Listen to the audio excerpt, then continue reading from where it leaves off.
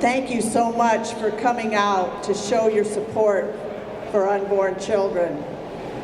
Last night, we passed out of the Human Resources Committee a bill that protects the right to life for the unborn baby from 20 weeks forward. This is certainly a great start on protecting the life of the unborn, and I'm thankful for the support we could get for that. However, I will have to say, I cannot hide my disappointment in that I hoped we could get more. Some of my colleagues and I worked very hard on a life at conception bill and then on a heartbeat bill, but as Representative Holt told you, in the end we could not get the support we needed for those bills. The heartbeat bill came very close to getting out of committee, but we could not quite make it. But we did get the 20-week bill out of committee, and if signed into law, this saves roughly one baby each week in the state of Iowa.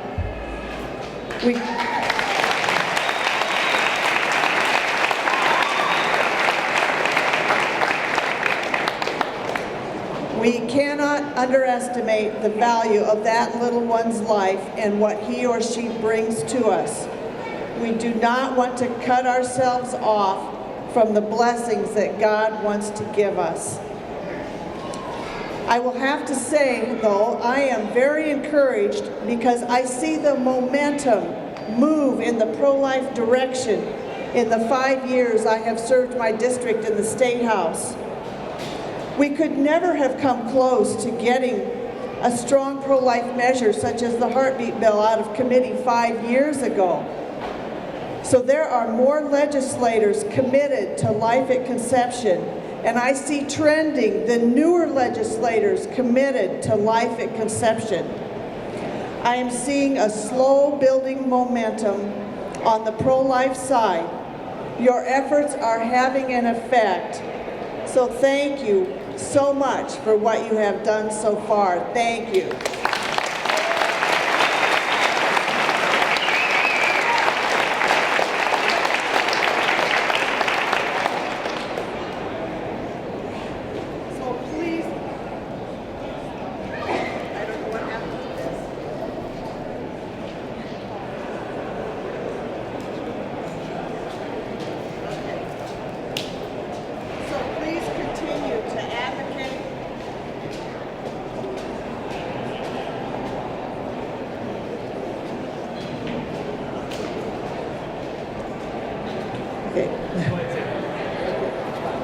Okay, so please continue to advocate and speak out, not just here at the Capitol, but at home with your family, friends, your church, and in your communities.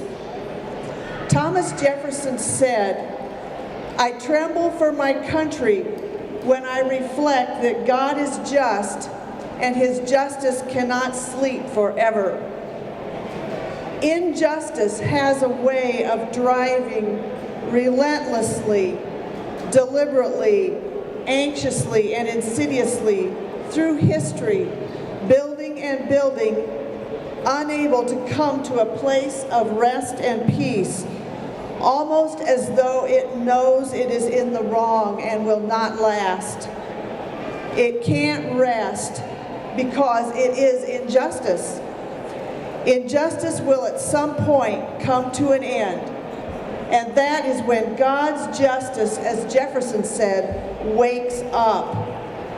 At some point in history, God's justice wakes up and overturns the order that's presently in place. The Supreme Court decision Dred Scott could not stand. Slavery was overthrown when justice woke up and the 13th Amendment abolishing slavery was added to our Constitution. The Supreme Court decision Plessy versus Ferguson could not stand.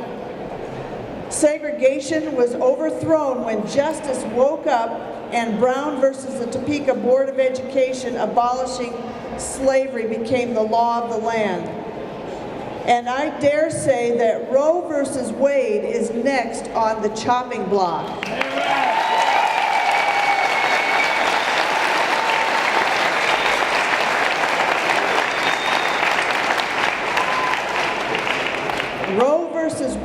may profit by their example. At some point, it will be overthrown, because justice will wake up one day, and the right to life and the protections of the Constitution will be granted to unborn children, and that will become the law of the land.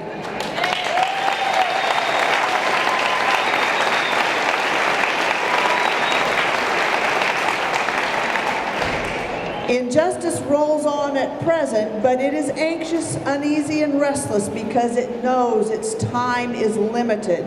And that day will come when God's justice wakes up and it's game over.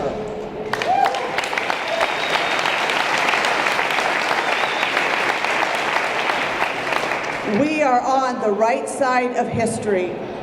Do not give up. Let us not lose heart in doing good. For in due time we will reap if we do not grow weary. Keep pressing on for Christ and for life and for the unborn children. God bless you all. Thank you.